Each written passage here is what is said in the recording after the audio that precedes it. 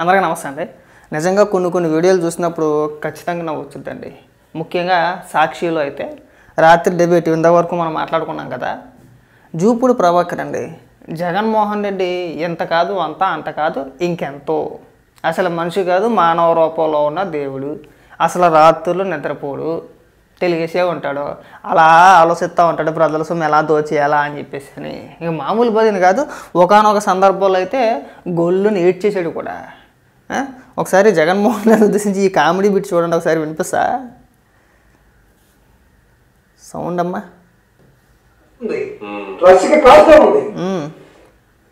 దా అట్టుకొని పుల్లు సాగి వాసన వస్తుంది, రసిక కాస్తా ఉంది, ఇలా ముద్దు పెట్టాడు సార్. నేను ఏం ఎవరు పెడుతున్నావు అని అన్నాను సార్. నన్ను అట్టుకొని పుల్లు సాగి తల్లిని చెల్లిని అడిగితే బ్రహ్మాండంగా చెప్తారు జగన్మోహన్ రెడ్డి గురించి, మనం చెప్పుకోవాల్సిన లేదు. షర్మిలాని విజయమ్మని అడిగితే అద్భుతంగా చెప్తారు. ఎవరినో రసిక ఆడుతుంది పుల్లు సార్ అవన్నీ కూడా. అయినా సరే వెళ్ళి కౌగులించేసుకున్నాడు, వాటేసుకున్నాడు. వరడమ్మ భజన. తల్లిని చెల్లిని సోలనేడు దారంట పోయి వాళ్ళని చూస్తారా, వెళ్ళి ముద్దెట్టుకున్నాడా? ఇంకా ఎన్నన్నా చెప్తారు కానివ్వండి, మీ గురించి ఎంతసేపు మాట్లాడుకున్నా కానీ టైం పక్క. అయితే సాక్షిలో ఒక వార్త అండి, ఏదైతే నిన్న జగన్మోహన్ రెడ్డి కారు ఇచ్చేసారో దానికి సంబంధించింది. ఎంత విచిత్రంగా రాసుకొచ్చారో చూడండి ఒకసారి. ఇదిగోండి, ప్రజల వద్దకు వెళ్లకుండా జగన్ను అడ్డుకునే కుట్ర, మాజీ సీఎం బుల్లెట్ ప్రూఫ్ వాహనం అక్రమ జప్తు, వైఎస్ జగన్ భద్రతపై కూటమి సర్కారు మరో కుతంత్రం, ఉద్దేశపూర్వకంగా డొక్కు వాహనాన్ని సమకూర్చిన ప్రభుత్వం, న్యాయస్థానం అనుమతితో బుల్లెట్ ప్రూఫ్ వాహనాన్ని కొనుగోలు చేసిన వైఎస్ఆర్సీపీ, ఆ వాహనాన్ని జప్తు చేసిన బాబు సర్కార్. ఎక్కడైనా సరే సింగయ్య గురించి ఎక్కడైనా ఒక్క లైన్ రాశారండి వీళ్ళు. ఎక్కడా కూడా సింగయ్య గురించి మాట్లాడట్లా. సింగయ్య అనే ఒక వైఎస్ఆర్సీపీ పార్టీ కార్యకర్త చనిపోయాడు, ఆ ప్రస్తావన ఎక్కడా తీసుకురావట్లా. వాహనాన్ని జప్తు చేశారు ప్రజల వద్దకి వెళ్లకుండా. ఈ కారు వల్ల ఒక వ్యక్తి చనిపోయాడు కదా, అదొక యాక్సిడెంట్ కదా. చనిపోయినప్పుడు కారుని సీజ్ చేయకుండా ఎలా ఉంటారండి? మీకు అసలు బుర్ర ఏమన్నా పని చేస్తుందా? ఏంది రోతరాతలు? మీరేమో ఈ పేపర్లో రోతరాతలు రాయడం, వాళ్ళేమో డిబేట్లో కూర్చొని ఏడిచేయడం, గగ్గోలు పెట్టడం. ఆడేమో కేఎస్ ప్రసాద్ ఏమో ఆ కారు బరువు వచ్చేసి 600 టన్నులు అంటాడు, 690 టన్నులు. ఇంకా మామూలు భజన కాదు అది. వాళ్ళు ఎందుకు మాట్లాడతారో, ఏం మాట్లాడతారో, ఏం చెప్పాలనుకుంటున్నారో ఇవాళకి కూడా మాకు అర్థం కాదు. ఎక్కడైనా సరే సింగయ్య ప్రస్తావన తీసుకొచ్చారండి, ఎక్కడా రాయలా. సింగయ్య ప్రస్తావన అనేది అసలు లేదు అక్కడ. మీరు గుద్దేసి సైలెంట్గా 10 లక్షల రూపాయలు వాళ్ళ కుటుంబానికి ఇచ్చేసి వచ్చేస్తారా? పైగా ఇక్కడికి వచ్చి అప్పాబాయ కౌర్లా జగన్మోహన్ రెడ్డి వాహనం సీజ్ చేసారా? ఇప్పుడు ఎలా ప్రజల్లోకి వెళ్తారని ఒకడు ఏడ్చేయడం, ఎంత దారుణంగా ఎవరన్నా మాట్లాడతారండి? ఒకడికి మైండ్ సరిగా పనిచేయదు, ఎందుకు మాట్లాడుతున్నారో వాళ్ళకే అర్థం కాదు. నేను ఒక వీడియోలో కూడా వినిపించా, మళ్ళీ వినిపిస్తాను మీకు. నేను ఇక్కడ చూపించాను కానీ ఇక్కడ వినిపిస్తా. ఎంత దారుణంగా మాట్లాడుతున్నారంటే ఒక్క నిమిషం ఉండండి.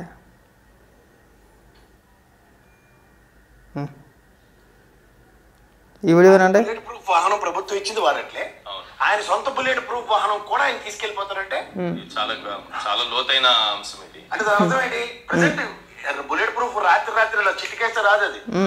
It takes his own course of time to build. అవును, అది కూడా లేకుండా చేస్తున్నారా? 690 టన్నులు వెయిట్ లేదు. 690 టన్నులు వెయిట్ అంట. కేజీలకి టన్నులకి కారు ఎంత వెయిట్ ఉంటుంది, అందులో మనుషులు ఎక్కితే ఎంత వెయిట్ ఉంటుంది అని కనీస అవగాహన లేని వ్యక్తిని తీసుకొచ్చి డిబేట్లో కూర్చోబెట్టి ఏది పడితే అది అడదడ్డంగా మాట్లాడుతున్నారండి వీళ్ళు విశ్లేషకులు. మరి తాగి మాట్లాడాడు, తాక్కుంటా మాట్లాడాడు, ఒక పాయింట్ పైన సరిగా 2 నిమిషాల పాటు విశ్లేషణ చేయలేని వ్యక్తులను తీసుకొచ్చి డిబేట్లో కూర్చోబెట్టి 690 టన్నులే, కేజీలు కూడా కాదు టన్నులు. నీకు 10 టైర్ కానీ 12 టైర్ కానీ లోడు బండి కూడా 100 టన్ను దాటదు, మహా అయితే ఒక 40-50 టన్ను ఈడిసి తన్నితే. లోడు బండి, ఎంటీ బండి కాదు, లోడు బండి. సిగ్గుపడాను కొద్దిగా. పాసింగ్ అయితే 10 టైర్కి 17 టన్నులు లేదు, పక్కన పెట్టేసేయండి. చెప్తున్న ఉదాహరణకి ఎంత ఉంటుందండి? మహా అయితే 3.5 టన్ను 4 టన్ను, ఎక్కువ అంటే 4.5 టన్నులు ఉంటుంది అంతేనా? అంటే 4,500 కేజీలు బరువు ఉంటుంది కారు, అంతే, అంత మించి ఎక్కువ ఉండదు. చెప్పేసి 690 టన్నులు, ఒక 1000 టన్ను ఉంటుందని చెప్పపోయావా? పైగా ఈశ్వర్ గారు ఏమని మాట్లాడతాడంటే, ప్రభుత్వం జారీ చేసిన కారు ఏదైతే ఉందో ఆ కారు అంట మధ్యలో ఎక్కడైనా ఆగిపోతే డోర్లు ఓపెన్ అవ్వంట. జగన్మోహన్ రెడ్డి ఊపిరాడకి చచ్చిపోతాడంట అందులో. ఏమండి, ఈ రోత రాతలకి మీరు చేసే రోత డిబేట్లకి అక్కడ జరిగిన దానికి ఏమైనా సంబంధం ఉందా అండి? అసలు ఒక వ్యక్తిని చంపేసింది కాకుండా మీరు ఇక్కడికి వచ్చి డ్రామాలు ఆడతారా? కారు సీజ్ చేస్తే జగన్మోహన్ రెడ్డి పైన కుట్ర పన్నారా? జగన్మోహన్ రెడ్డికి ప్రాణానికి ఆపద వచ్చేసిందా? అసలు కనీసం మినిమం నాలెడ్జ్ అన్న ఉండాలి కదండి. మనం అంటే వినే గురువులు ఉండాలి. మనం ఎన్ని చెప్పినా ఎన్ని మాట్లాడినా మన కార్యకర్తలు బ్రహ్మాండంగా వింటారో, వాళ్ళకి బొరకాయ ఉంటుంది, వాళ్ళకి గుడ్డెది చేలో పడినట్టే. వాళ్ళు ఏం చేస్తారో వాళ్ళకి కనీసం అవగాహన ఉండదు. ఊరికే వీళ్ళు ఏదైనా ఒక వాట్సాప్లో కానీ ఏదైనా ఒక కంటెంట్ ఇస్తే అదే కంటెంట్ని రిపీటెడ్గా ఫేస్బుక్లోని ట్విట్టర్లోని అక్కడ ఇక్కడ పోస్ట్ చేసుకుంటా, ఒకవేళ ఎవడైనా వీడియోలు మాట్లాడేవాడు ఉంటే కనుక మా బాతుగుడ్డుగోళ్ళగా ఆ బాతుగుడ్లోడు ఉన్నాడు కదా, ఆడు ఒకటే కంటెంట్, ఈశ్వర్ గడు ఒకటే కంటెంట్, ఇంకా పేటీఎం బ్యాచ్ అంతా ఒకటే కంటెంట్, దాన్నే రుద్దుతూ ఉంటారన్నమాట. యోగాంధ్ర అనే కార్యక్రమం ఫెయిల్ అయింది కాబట్టి ఇప్పుడు అర్జెంటుగా ఈ వీడియోని రిలీజ్ చేశారు. ఆ వీడియో మొట్టమొదట ఫేకు అన్నారు, అది రియల్ కాదని అన్నారు. తర్వాత ఏ వీడియో అన్నారు. అసలు వీడియో బయటకు వచ్చిన తర్వాత ఇంకా ఆ అంశాన్ని పక్కన పెట్టేశారు. ఇంకా సింగయ్య చనిపోయాడు, కారు ప్రమాదంలో చనిపోయాడు అనే అంశాన్ని పక్కన పెట్టేశారు. ఇప్పుడు జగన్మోహన్ రెడ్డిని ప్రజల్లోకి వెళ్ళకుండా అడ్డుకుంటున్నారని ఒక కొత్త డ్రామాని తీసుకొచ్చారు. అసలు విషయం పక్కకి వెళ్ళిపోయింది ఆల్రెడీ, దాన్ని పక్కకి కట్టేశారు. ఇప్పుడు జగన్మోహన్ రెడ్డి ఎలా వెళ్తున్నాను ఒకడు, ఏడ్చేస్తాడు ఇంకొకడు. కనీసం మీకు తిరుగుతూనే ఉండాలిగా, మనం ఎందుకు రాస్తున్నాం అనేది ఏం రాసుకొచ్చారు అసలు? ఇక ఇక్కడ చూడండి, ప్రజల వద్దకు వెళ్లకుండా అడ్డుకునే కుట్ర, వైఎస్ జగన్ పట్ల వెలువెలుతున్న విశేష ప్రజాదరణను తట్టుకోలేక చంద్రబాబు ప్రభుత్వం ఈ కుతంత్రాలు పన్నుతుంది. ఆయన ఎంతో విస్తృతంగా పర్యటిస్తే తమ ప్రభుత్వ వైఫల్యాలు అంతగా వెలుగులోకి వస్తాయని టీడీపీ పెద్దల భయం. బొక్కేం కదా, నేను తలతోకేమన్నా ఉందా నీకు అసలు? జగన్మోహన్ రెడ్డి ఎప్పుడు ఉన్నాడని చెప్పేసి ఏపీలో ఎప్పుడో దురదృష్టవశాత్తు, జగన్మోహన్ రెడ్డి అదృష్టవశాత్తు. నార్మల్గా ఎవరైనా చనిపోతే అయ్యే పాపం అంటాం, కానీ జగన్మోహన్ రెడ్డి అమ్మ శబాష్ ఒకటి దొరికెళ్ళే అనుకుంటాడు. అలా ఎవరైనా వైసీపీ కార్యకర్త ఎవరైనా చనిపోతే ఆ మరణాన్ని ప్రభుత్వానికి ఆపాదించేసి ఒక శవయాత్ర, ఆ కుటుంబాన్ని పరామర్శించడానికి వెళుతూ అంటే అదొక ప్రయత్నం అన్నమాట. పరామర్శ పేరుతో ఏపీలోకి అడుగు పెడతారు, లేకపోతే బెంగళూరే కదా. అవునా? ఈ సంవత్సర కాలంలో జగన్మోహన్ రెడ్డి శవం లేకుండా ఎప్పుడు బయటకు వచ్చాడు? మన గుంటూరు మిర్చియాడికి వెళ్ళాడు కదండి, తర్వాత ఇంకో పర్యటన ఏదో చేశాడు కదంటే మెయిన్ రీజన్ శవయాత్ర కోసం వచ్చిన వ్యక్తే. అంతకుముందు కూడా ఎవరో చనిపోతే పరామర్శ పేరుతో వచ్చినోడే. మెయిన్ టార్గెట్ మనకు శవం. జగన్మోహన్ రెడ్డి బెంగళూరు ప్యాలెస్ నుంచి అడుగు బయటకు పెట్టాలంటే ఇక్కడ ఏపీలో ఏదో ఒక వైఎస్ఆర్సీపీ కార్యకర్త ఎవడో ఒకడు పోతేనే కానీ అక్కడి నుంచి అడుగు బయట పడదు. సంకేతాలు అన్నమాట. మన పాత సినిమాలో చూస్తూ ఉంటాం కదా, మీకు చూడండి దెయ్యాలు భూతాలు లాంటి సినిమాలని ఇక్కడ ఏదైనా జరిగితే అక్కడ ఒక టక్ మనకలు దొరుకుతాడు. చూసారా మీరే? ఒక ప్రాంతంలో ఏదైనా జరిగిందనుకోండి సినిమాలో చూపిస్తూ ఉంటారు కదా, మాంత్రికులు గట్టా ఉంటారు, పూజలు చేసే వాళ్ళు ఉంటారు. అక్కడ ఏదో హీరోకో హీరోయిన్కో లేదంటే ఆ సంబంధిత బంధువులకో ఏదో జరిగితే ఈ టక్ మనకలు దొరుకుతాడు. అలాగా ఇక్కడ ఏమైనా చచ్చిపోతే అక్కడ జగన్మోహన్ రెడ్డి తెలిసిపోద్ది, అక్కడ టక్ మనకలు దొరుకుతాడు. ఓకే రైట్, శవం దొరికింది, ఇప్పుడు మనం ఆంధ్రప్రదేశ్కి వెళ్ళాలి, శవయాత్ర చేయాలి. లేకపోతే మనం వెళ్ళిన పర్యటన సంవత్సరం క్రితం చచ్చిపోయిన వ్యక్తి పర్యటన అండి అది. సంవత్సరం క్రితం చచ్చిపోతే మనం పరామర్శకు వెళ్తాడు, ఎవరైనా బుద్ధి ఉన్నాడు వెళ్తాడండి. సంవత్సరం క్రితం చచ్చిపోయిన వ్యక్తికి మన పరామర్శకు వెళ్ళి ఒక విగ్రహాన్ని ఆవిష్కరించి అక్కడ వెళ్తూ ఒక ఇద్దరిని చంపేశారు. సరే, ప్రమాదవశాత్తు చచ్చిపోయారే అనుకుందాం, జగన్మోహన్ రెడ్డికి సంబంధం లేదు అనుకుంటాం. మరి ఆ చనిపోయిన రెండో కార్యకర్త ఎవరైతే ఉన్నారో వైసీపీ కార్యకర్తే కదా. జగన్మోహన్ రెడ్డి పైన అభిమానంతో వచ్చిన వ్యక్తే కదా, జగన్మోహన్ రెడ్డిని చూడడానికి వచ్చిన వ్యక్తే కదా. మరి అలా కూర్చున్న వ్యక్తి కూర్చున్నట్టే మరి హార్ట్ అటాక్ వచ్చిందా, తొక్కేసలాట జరిగిందా, లేదంటే ఎవడన్నా కొట్టాడా, లేదంటే గుండెల మీద గుద్దారా, ఇంకోటి ఏం జరిగిందో తెలియదు, చనిపోయాడు. దాన్ని మేము జగన్మోహన్ రెడ్డికి ఏమో ఆపాదించట్లేదు, చనిపోయిన మాట వాస్తవం. ఏం చేయాలండి? నువ్వు సింగయ్య కుటుంబానికి 10 లక్షలు ఇచ్చా బాగానే ఉంది, మరి ఆ కార్యకర్త ఏ పాపం చేసాడండి? మరి అతనికి కూడా ఎంతో కొంత ఆ కుటుంబానికి ఆర్థిక సహాయం చేయాలిగా, ఆ కుటుంబానికి అండగా నిలబడాలిగా. మీరు మీ జెండా కోసం మీ జెండా పట్టుకొని తిరిగిన వ్యక్తే కదా, నీ కోసం వచ్చిన వ్యక్తే కదా. అంటే నువ్వు ఒక పరామర్శకి వెళ్తే ఇద్దరినో ముగ్గురినో చంపేయాలా?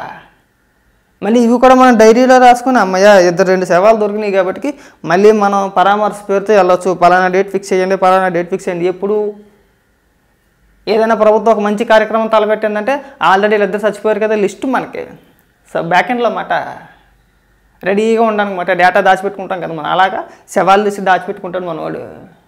మళ్ళీ ప్రభుత్వం ఏదైనా ఒక మంచి కార్యక్రమం చేసింది, ప్రజలు మంచి పేరు వస్తుందని కానీ రైట్ అమ్మా మన వాళ్ళందరూ రెడీగా ఉండండి, అప్పుడు ఎప్పుడు పలానా చచ్చిపోయాడు కదా ఇప్పుడు మనం పరామర్శకి వెళ్దాం.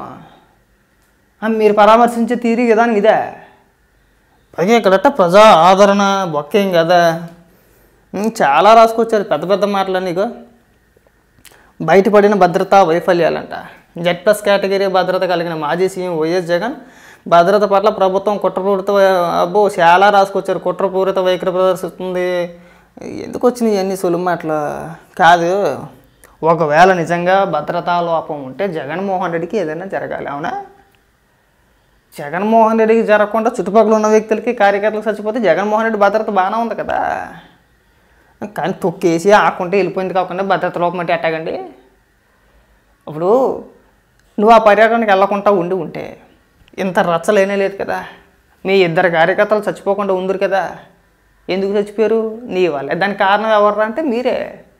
అన్నీ మూసుకున్న బెంగళూరు కొంపలో కూర్చొని ఉంటే ఇంత రచ్చ ఉండేది కాదు, 2 సచివులు కాదు, మనం ఇంతలా గుడ్డలు దించుకొని మాట్లాడాల్సిన అవసరం ఉండేది కాదు. ఇప్పుడు ఎందుకు మాట్లాడుకుంటున్నారా అంటే జగన్మోహన్ రెడ్డి బెంగళూరు నుంచి ఏపీకి వచ్చాడు, ఒక శవయాత్ర ప్రారంభించాడు, అంటే పరామర్శకు వెళ్ళాడు. వెళ్తూ ఇద్దరిని చంపేశాడు.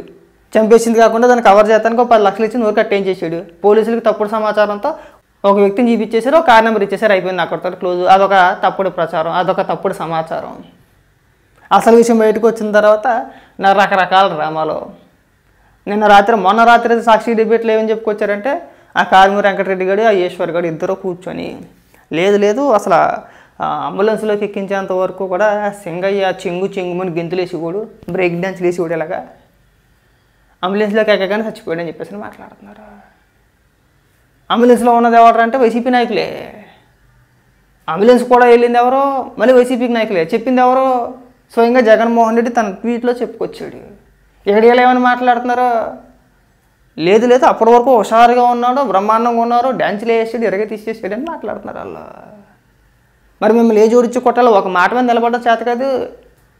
కాసేపు అంటారు, కాసేపు గుద్దలేదంటారు, కాసేపు గుద్దేశారంటారు, కాసేపు చచ్చిపోలేదంటారు, కాసేపు బ్రహ్మాండంగా ఉన్నారు, కాసేపు డాన్సులు వేసారు, కాసేపు ఎగిరాడు, గాలి అలా ఎగురుకుంటా స్పైడర్ మ్యాన్ ఇలా వెళ్ళిపోతున్నాడా సింగయ్య. మాట్లాడడానికి కాస్త సిగ్గుండాలరా మనం మాట్లాడితే రాయడానికైనా సరే. మీ గురించి చెప్పి మాట్లాడడం టైం బొక్కనది.